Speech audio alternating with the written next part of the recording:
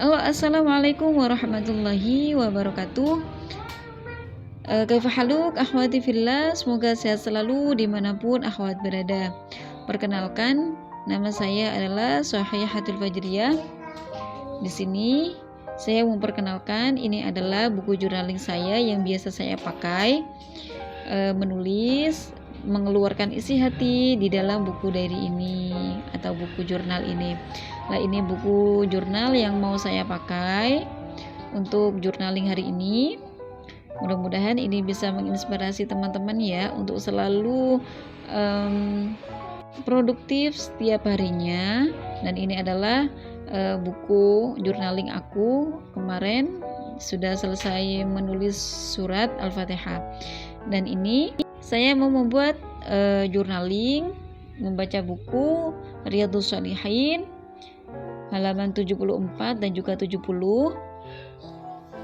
yaitu keutamaan sholat, memelihara dan juga ancamannya. Di sini saya mau membaca dulu ya. Saya membaca halaman per halaman yang mau saya pakai jurnal. Lalu saya mau mengambil intisari dari buku ini, ambil hikmah dan juga introspeksi diri agar kedepannya bisa lebih baik lagi. Di sini saya membaca halaman per halaman yang menurut aku itu penting. Lalu nantinya aku akan menuliskannya ke dalam jurnal. Dalam kitab ini Allah menurunkan surat Al-Ankabut ayat 45, yaitu inna sholata tanha 'anil fahsya'i wal munkar. Nah, sesungguhnya sholat itu mencegah dari perbuatan keji dan juga mungkar. Rasulullah pun bersabda, hendaklah engkau memperbanyak sujud, sebab tidaklah engkau melakukan sekali sujud, melainkan Allah akan meninggikan derajatmu satu tingkat, dan Allah akan menghapus satu dosamu. Ini memerintahkan Nabi Muhammad dan seluruh kaum muslimin agar selalu membaca dan memahami Al-Quran yang telah diturunkan kepadanya untuk mendekatkan diri kepada Allah. Setelah itu Allah memerintahkan agar kaum muslimin mengerjakan sholat wajib, yaitu sholat 5 waktu.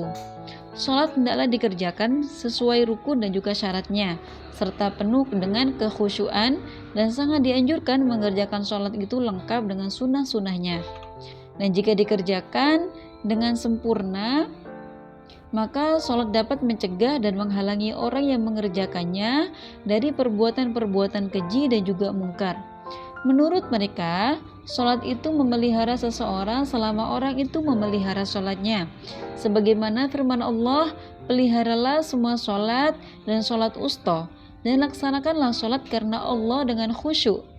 Dalam surat Al-Baqarah, Rasulullah SAW menerangkan keutamaan dan manfaat yang diperoleh orang yang mengerjakan sholat serta kerugian dan juga siksaannya.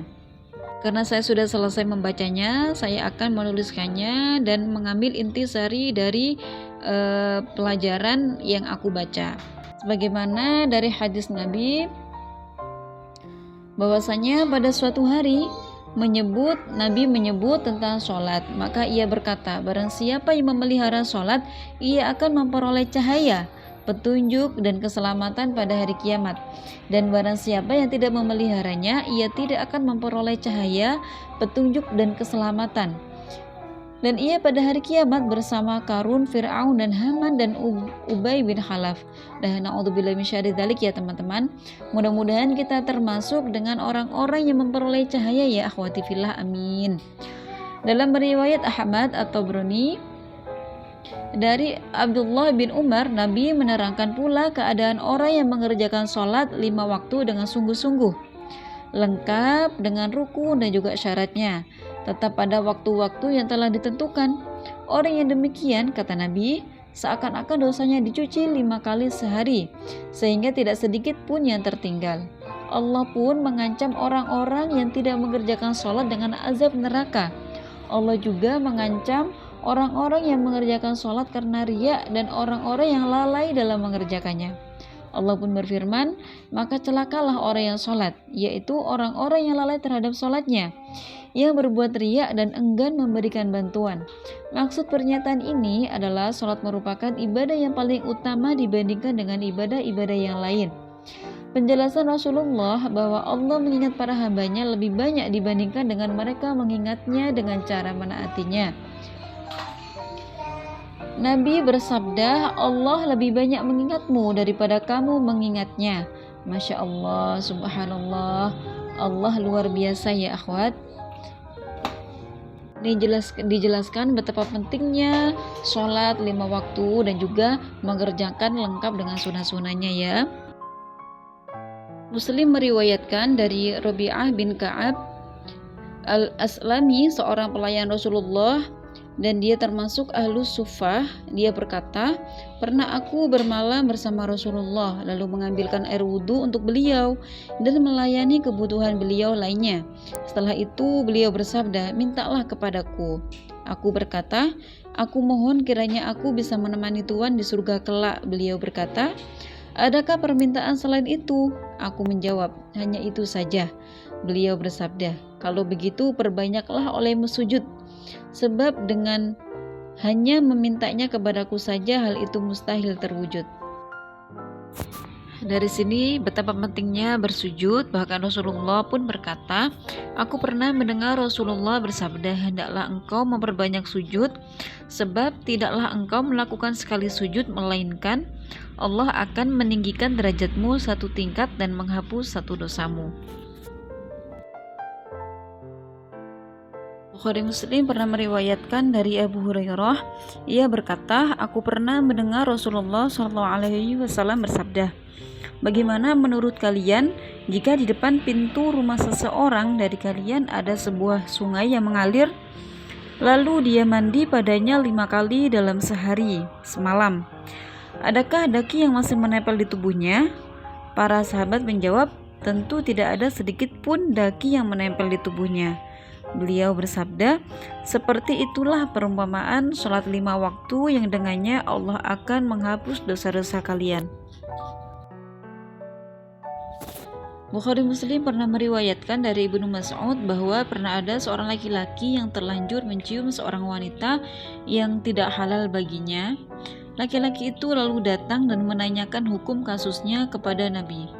Allah pun menurunkan firman-Nya, Quran Surat Hud ayat 11, dan dirikanlah sholat itu pada kedua tepi siang, pagi, dan petang, dan pada permulaan malam. Sesungguhnya kebaikan-kebaikan itu akan menghapuskan keburukan-keburukan. Lelaki itu bertanya, apakah ketentuan ayat ini hanya berlaku untukku? Beliau pun menjawab, itu untuk semua umatku. Akhwati fillah, ini betapa pentingnya sholat sebagai seorang muslim. Sebisa mungkin kita melaksanakan sholat tepat waktu dan lengkap dengan sunah-sunahnya. Karena sudah selesai, jadi aku mau membuat evaluasi diri untuk kedepannya setelah membaca buku ini, apa yang harus saya perbaiki untuk kedepannya, yaitu sholat tepat waktu, jangan menunda-nunda sholat, dan jangan sekali-kali meninggalkan sholat. Perbanyak sujud dan meminta ampun kepada Allah, kemudian menjalani semuanya itu dengan penuh keikhlasan. Karena sholat adalah intisari dari kehidupan seorang muslimah. Jadi ini penting sekali untuk saya pribadi, dan mudah-mudahan ini bisa menginspirasi teman-teman yang di luar sana. Nah, sekarang saya lagi menghias menggunakan barang-barang yang ada di rumah. Bisa memakai koran atau majalah-majalah yang tidak terpakai untuk ditempel di jurnalnya. Dan terima kasih buat teman-teman semuanya yang sudah menonton video ini. Ini saya tidak menulis banyak, tapi aku hanya mengambil intisarinya. Namun aku menjelaskannya biar teman-teman juga ada inspirasi, bisa mengambil hikmah dari video ini. Mohon maaf bila ada salah kata atau salah tulisan atau apapun itu, mohon dimaafkan. Dan sekiranya teman-teman menyukai video ini, mohon untuk meninggalkan subscribe, like, dan komen biar semangat lagi dalam menjurnal. Terima kasih teman-teman. Wassalamualaikum warahmatullahi wabarakatuh.